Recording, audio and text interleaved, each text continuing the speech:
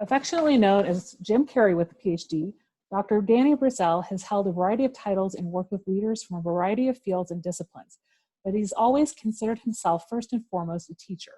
He is a best-selling author of 16 books, including Leadership Begins with Motivation and The Reading Makeover, based on his popular TEDx talk. For the past 25 years, he has also been a lecturer and professor at a number of universities, including his current position as a faculty advisor for the Cal State Teach program and distinguished visiting professor at the American University of Cairo. A gregarious, sought-after author, speaker, accountability coach, and business consultant, Danny is a recognized authority on leadership development, reading, motivation, and communication skills, and the co-creator of the readinghabit.com, the world's top reading engagement program. His mission is to bring joy back into education in the workplace. Thousands from school districts to businesses to association conferences have enjoyed his energetic, interactive, and informative presentations. He has spoken to over 3,000 different audiences worldwide. Welcome to the podcast, Danny. Thanks, Danny. You got through all that in one breath. Yes, it was quite a mouthful. So tell me about a time when you were in the trenches, either during your own growing up in education or your time as a teacher or with your current consulting business. Well, thank you for that question, Dana. So, I actually wrote a book called The Baker's Dozen of Lessons Learned from the Teaching Trenches. I spent many years as an educator in the inner city in South Central Los Angeles. And my heart goes out to so many teachers and administrators. My mission is to bring joy back in education. And people don't really know the statistics in this country. We lose over half of our teachers in their first 6 years in the job. We lose over half of our educational administrators in their first 3 years on the job. Now that millions of parents across the country are involuntarily homeschooling their kids, I think a lot of them are starting to appreciate what educators face in the trenches every single day. It's kind of been a big transition for all of us. And so that's why it's been nice for me having an online reading engagement program. I guess I saw the wave coming before it happened.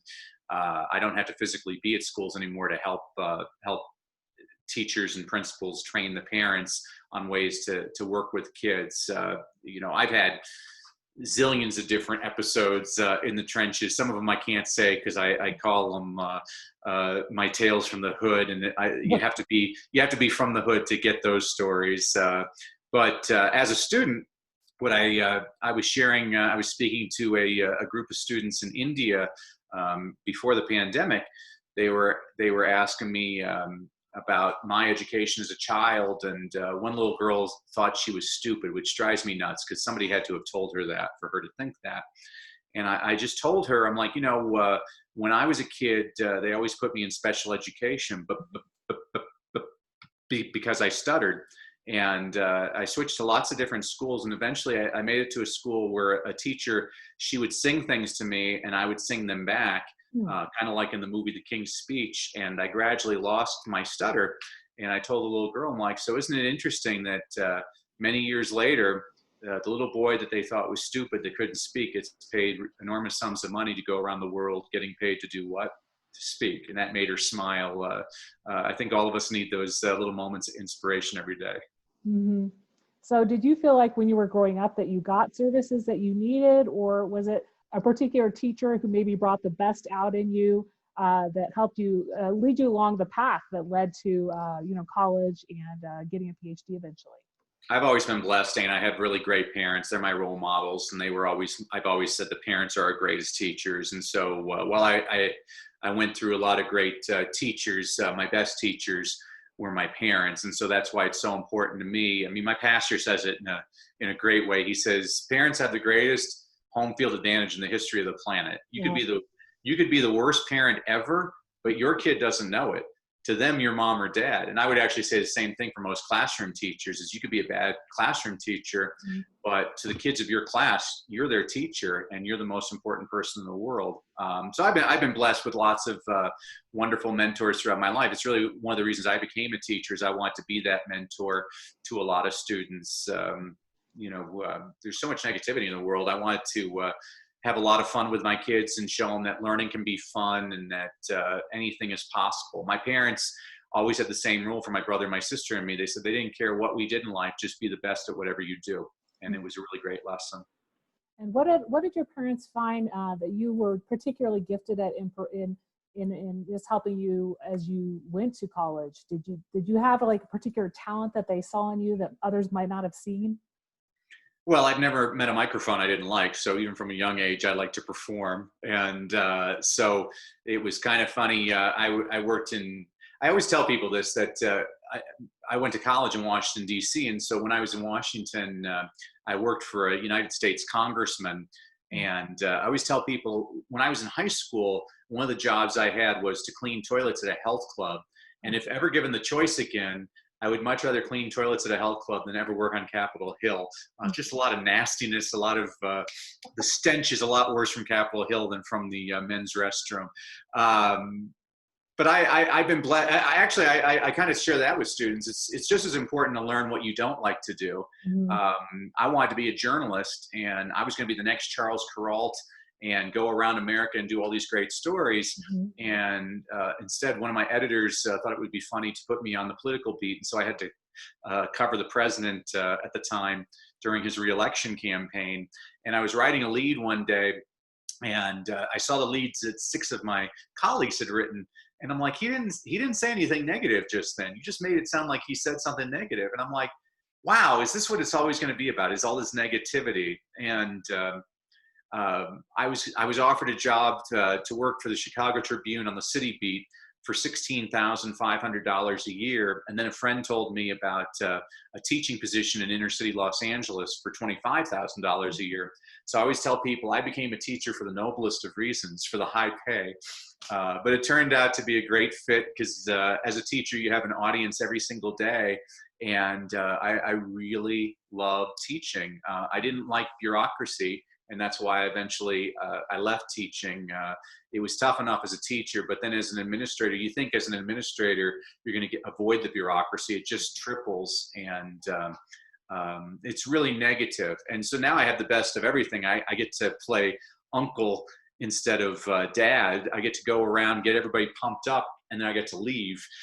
It's a lot tougher for the folks in the trenches, and especially in today's climate. I mean, we're seeing a huge increase in teacher retirements because they just don't want to put up with this. And what's amazing to me is all of these schools that all of a sudden just expect teachers to be experts at online distance learning, but have provided no training whatsoever for their teachers on how to actually provide that type of training. So these are the types of things. It's just the same old story, though. You know this, Dana. We get this all the time. Teachers and administrators, whenever somebody else doesn't want, they dump on the public schools. And it's real easy to blame the schools for problems. And I just have a real problem with, my brother's in the Air Force and everybody always thanks him for his service. I'm like, why are you thanking him for his service? I've had more weapons drawn on me than he's ever had drawn on him. So that's the first thing I always do with educators. Thank you for your service, including you, Dana.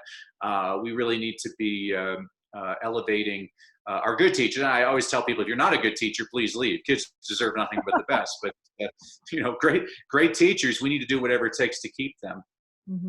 Yeah, that's a spin on it. I haven't heard that before because we're always, you said, hearing that about the military. Yet we know, that teachers are bending over backwards to serve their students. And like, you're correct about how, we expected so much when we went to distance learning.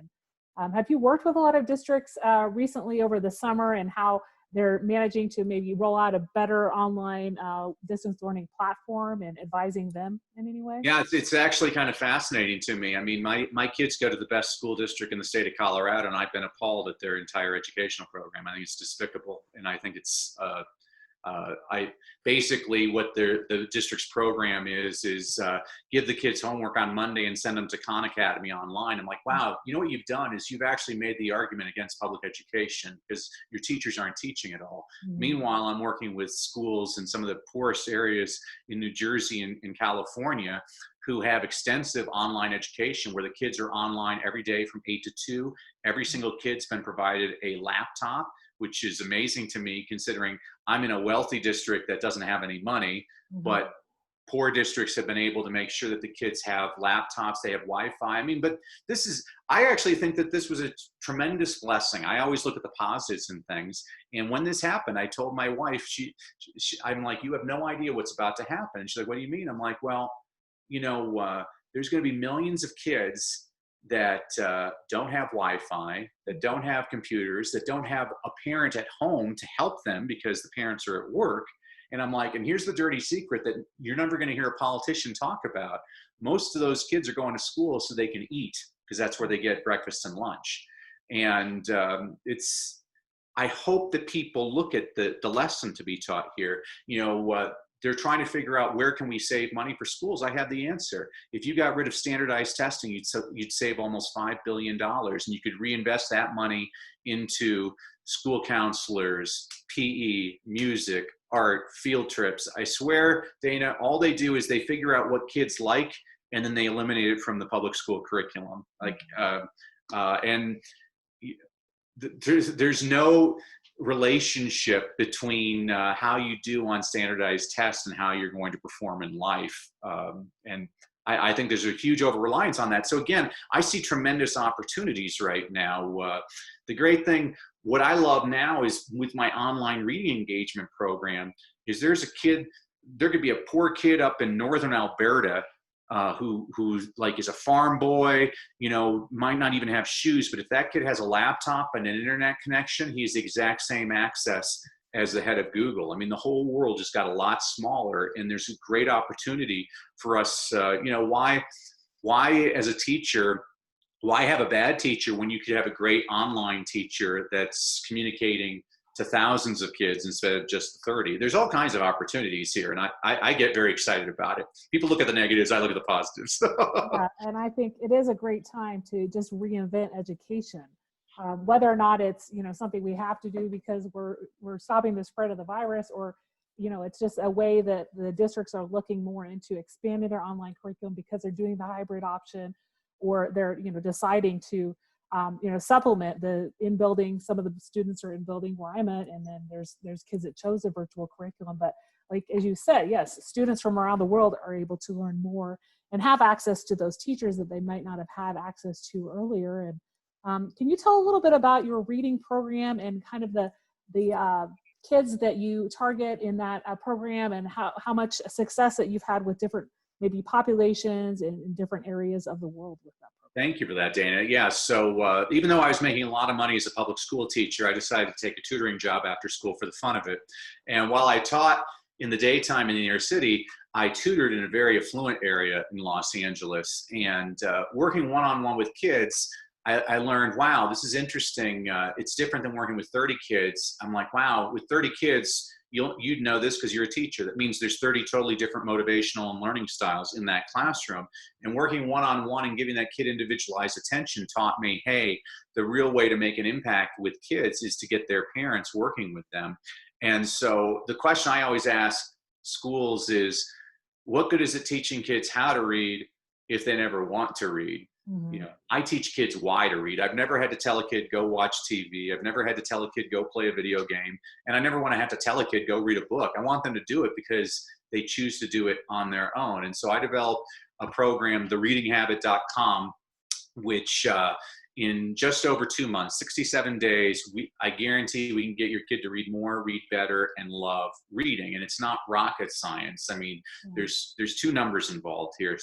People ask, why is the program 67 days? Well, there's a lot of people that'll tell you it takes 21 days to change a habit. And to those people, I say, show me the research on that. It's a completely fabricated number. I actually know exactly where the number comes from. It comes from a great book written in 1960 by Dr. Maxwell Maltz called Psycho-Cybernetics. Dr. Maltz was a plastic surgeon, and in the preface of his book, he said he had observed that it took most of his patients about 21 days to get used to their new face. Well, a lot of personal development, self-help gurus, a lot of people that I actually respect, they snagged that number and they started telling people it takes 21 days to change a habit.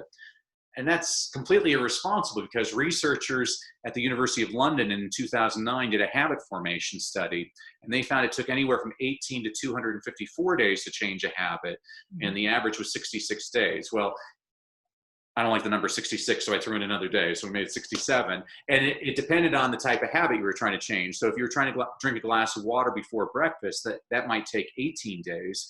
But if you want to quit smoking, that's going to take 254 days. And the reason that's important is, let's say you go on a diet, you follow it religiously for 21 days, but then on day 22, you fall off the wagon. Well, you blame yourself.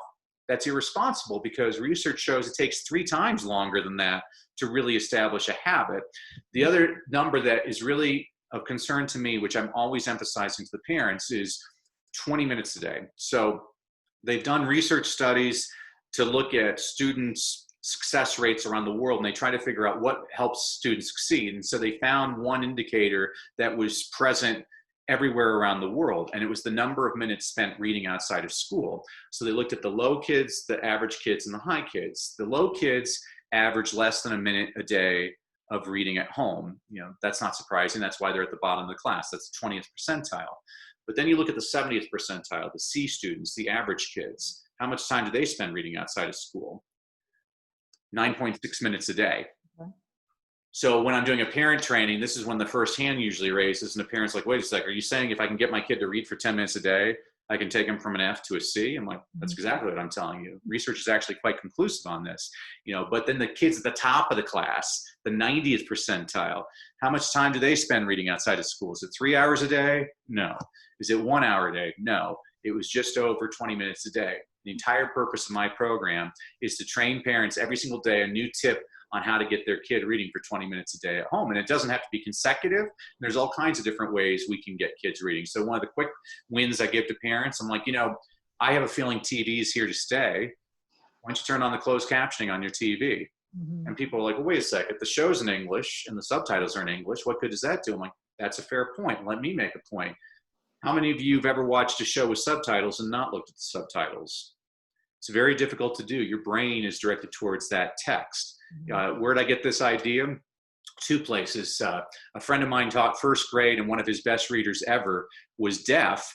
And he had a conference with the parents who could hear. And he asked the parents, why is your son such a good reader? And they said, closed captioning since birth. So that became our mantra. But then if you look at the research around the world, if you look at reading scores, the more kids watch TV, what do you think happens to the reading score? Does it go up or does it go down? It goes down. It goes down. Every country in the world except for one. The country that watches the most TV in the world has the highest reading scores in the world. It's Finland. Why? Because Finland makes really bad TV shows. And so what they do is they import Brady Bunch and Gilligan's Island from America, and every single one of those shows is subtitled. The kids are reading all the time. And so that's a quick win. If an even quicker win for parents is make a rule in your house that the only way the TV goes on is they pay the price of admission, and the kid has to bring you a book chapter or like a magazine article to read, and you read it together before the TV turns on. There's basic things. If you can build them into a routine, that's what I'm trying to do. And we find conclusively that after a couple of months, the kids have all improved their reading by 2 to 3 grade levels, which schools love. That's not what gets me excited. What gets me excited is now I got kids that love reading. Like the one thing that bothered me as a teacher is I only had them for a year. And so I was always trying to figure out how can I get these kids self-motivated so they don't have to depend on me, because I'm not always going to be there. You're going to get a bad teacher sooner or later. You're going to get a subject you're not interested in. How can I keep you so you're naturally curious? Because that's what education should be. So once again, very long answer to a short question, Dana. I apologize for that. Well, it got me interested in the program as a parent, because I have a son going into 7th and a daughter going into 5th, and they're reluctant readers. They've kind of been that way through elementary school, and I'm a parent that those days that I get them to read, I'll have them often read 45 minutes, and that's kind of based on teachers telling me they need to read 30 minutes, at least 30 minutes a day, because I've always been a secondary teacher, not an elementary school teacher. So people just come up with these numbers. There's no research to support the number. When I taught middle school, I was the first middle school teacher at my school not to have a single tardy. And it's because I started off the day with a Paul Harvey story. When I was a kid, I used to listen to Paul Harvey on the radio. Every day he'd come on at 12:15. He's like, I'm Paul Harvey with the rest of the story. He passed away a couple of years ago at the age of 325 years old. But before he passed away, there's a whole bunch of books he wrote. And each of those, they're all out of print, but you can still get them on Amazon. Each of those books has about 101 rest of the stories. They're perfect 5-minute read alouds to start class. And so my kids never showed up late because they knew I was starting off class with a reading story. That's what my latest book, Leadership Begins with Motivation. It's an homage to Paul Harvey. It's all these inspirational, quick little stories where the kids are all trying to figure out, what's this about? Who is this? Who's he talking about? And that's what you do to get kids excited about reading. The other thing for you, Dana, since you have a 7th grader and a 5th grader, a lot of parents are like, well, what can I do to get my kid reading? I'm like, swap kids. And people are like, what do you mean? I'm like, no, your kid's never going to listen to you, but your kid's best friend will listen to you. So why don't you get your kid's best friend's parents to work with your kid, and then you'll work with their kids, because it's always, it says 4 places in the Bible, the prophet has no honor in his own hometown. I mean, here I am, everything, I have 15 books about reading strategies, and half of them don't work with my own children because it's coming from me. If it was coming from somebody else, it would work. So that's what I would, and just because the single best way to improve all kids reading is to read aloud to them, and so when I was a kindergarten teacher, the first book I used to read to my kindergartners was The Adventures of Tom Sawyer by Mark Twain. When I was a 12th grade teacher, the first book I used to read to my students was Oh, the Places You'll Go by Dr. Seuss, because I wanted to send a clear message from day one. Great literature has no age level. Everybody can enjoy a really good story.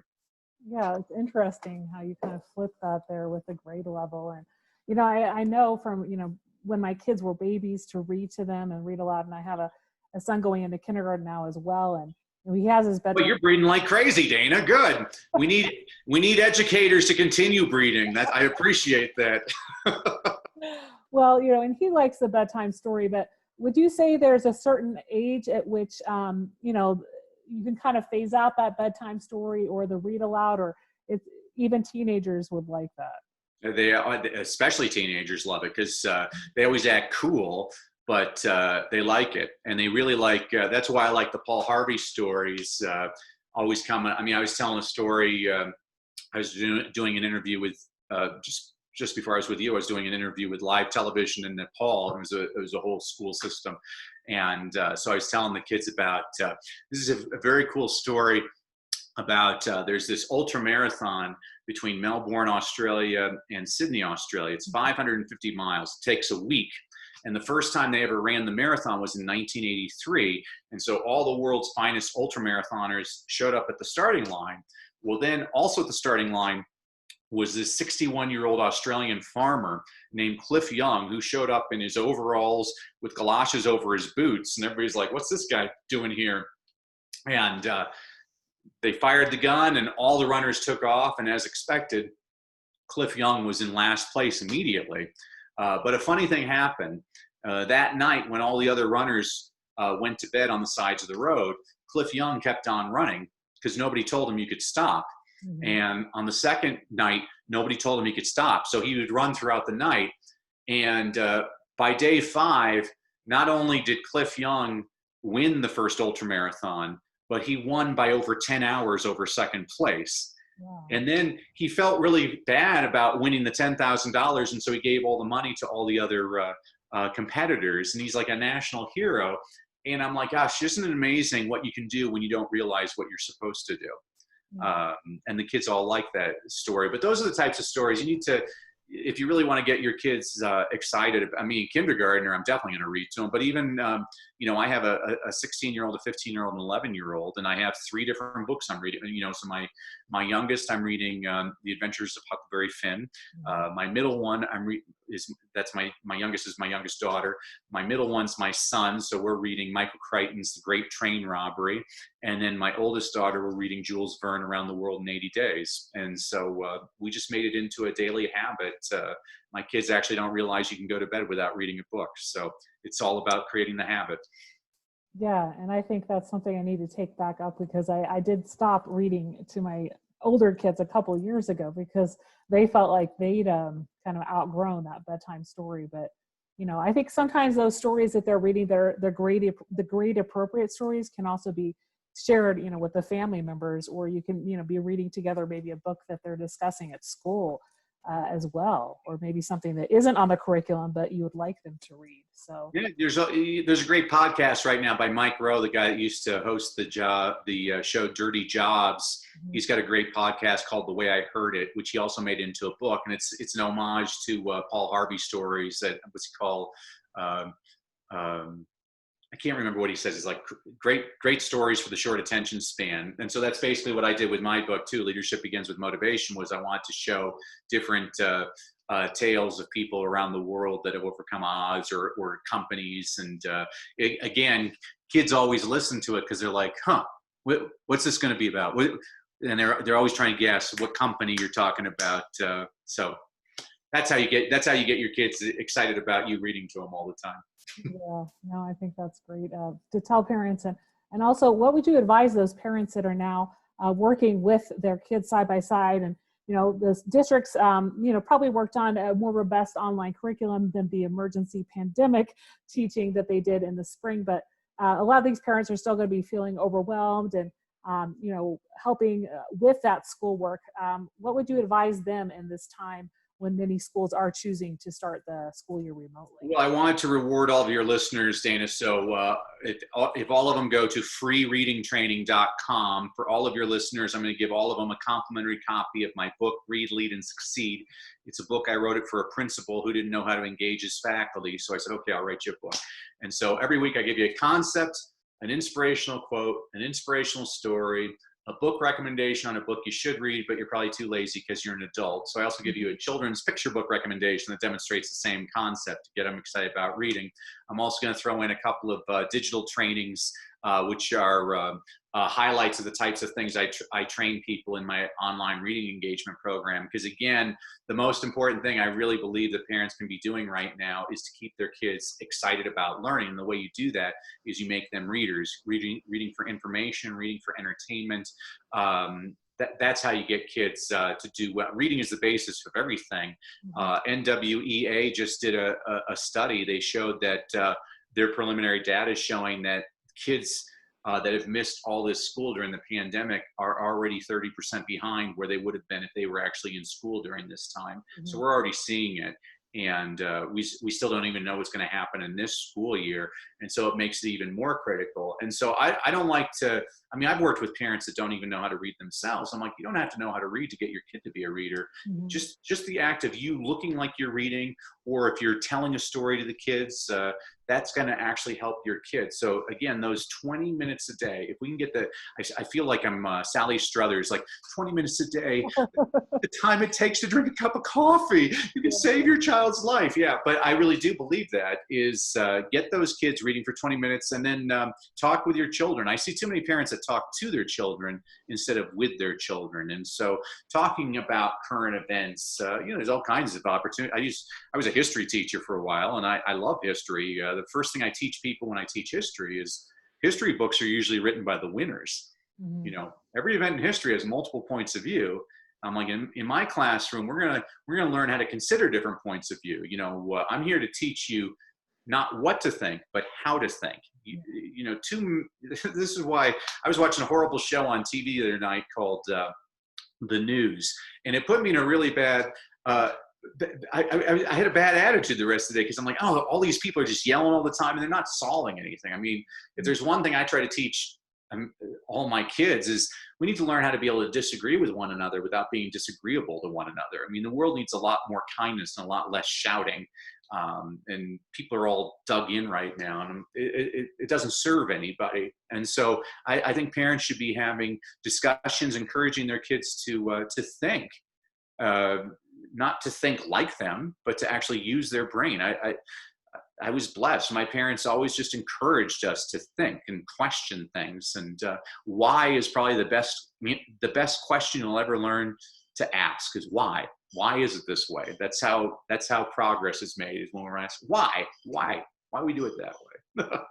Yeah, and I think a lot of the kids are taking responsibility and finding out more about reasons why we're having a pandemic, or why there are these social justice issues and everything that we're experiencing in today's climate. But I hope at the end of this distance learning period that we'll have a lot kids that are used to more of this personalized learning approach, either, with their parents, from their schools, or just kind of a mixture of, I would call it kind of that unschooling approach, right? Where you take certain topics that the student would like to learn about that you're not necessarily getting in the traditional school.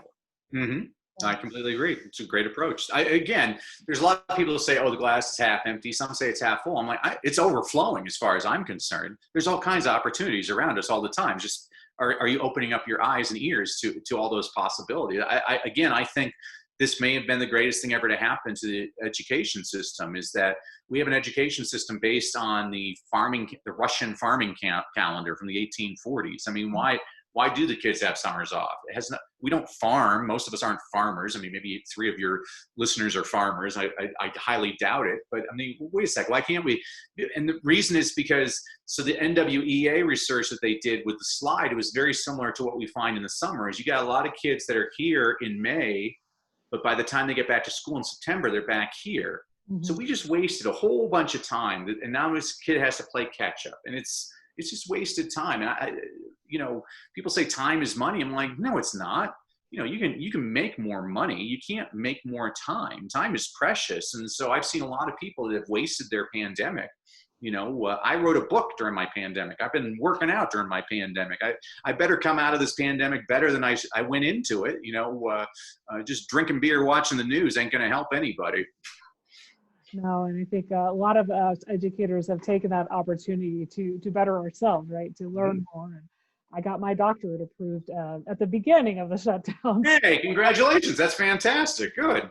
Yeah, luckily I'd done all the research that had to be done in the schools 6 months prior. But yeah, so I've learned so much talking to you today about your approach to reading, and, that we should read with our older kids as well, and what parents should do in helping our students at home when they're doing the distance learning or hybrid model. Out of everything we discussed today on the podcast, what's one thing in particular you'd like listeners to remember? Oh, just read with your kids. If you have older kids, another thing you can do. When I was a teacher,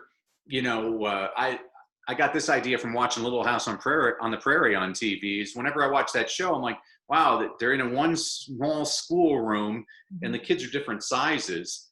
And I'm like, well, when I was a 5th grade teacher, I'd send my biggest discipline problems down to kindergarten to read with kindergartners, and 2 things happened. Discipline problems ceased, and they became better readers because I just made them the more competent peer. We don't give kids enough responsibility. There's all kinds of opportunities right now. But you get a 7th grader at home that's bored, why don't you have them start volunteering online to read aloud to people that don't have that opportunity? I mean, there's plenty of people, not just kids. There's probably plenty of blind people or senior citizens that would love to be engaged online with some kid that would read to them. There's opportunities around. It's just people ignore them. People, I went to a workshop once, and they talked about time management. Mm-hmm. And I always had a problem with that term. I'm like, there's no such thing as time management. There's only priority management. Everybody has the same amount of time. It's what do you do with your time? And so that's what I would encourage kids to be doing right now is how can you use your time wisely? And it's our job as educators and as parents to really make sure that we're facilitating experiences that grow students' interest in learning, reading more. I mean, that's why reading is my thing. Is man, there's so many things available to us once we start reading. Well, that's so great to hear, and such a great tip for parents as we maneuver the situation, with our school starting in the next couple of weeks, and how we can have our kids go out there and as you said, read to community members, read to those who want to hear children read to them, and have them seek out those opportunities. I thank you so much for being on the Out of the Trenches podcast today. Where can people find you online? Well, thank you for having me, first of all, Dana, but if everybody just goes to freereadingtraining.com, they'll get their book and their couple of digital trainings. And you also, I believe you get 1 positive email a week for the rest of your life from me. So, and my last name's really easy to remember how to spell. It's spelled like Brassell. No, I never took any grief over that as a child. So it's very easy to remember. Danny Brassell. Well, thank you so much, and have a great rest of your day. Thank you, Dana. God bless you.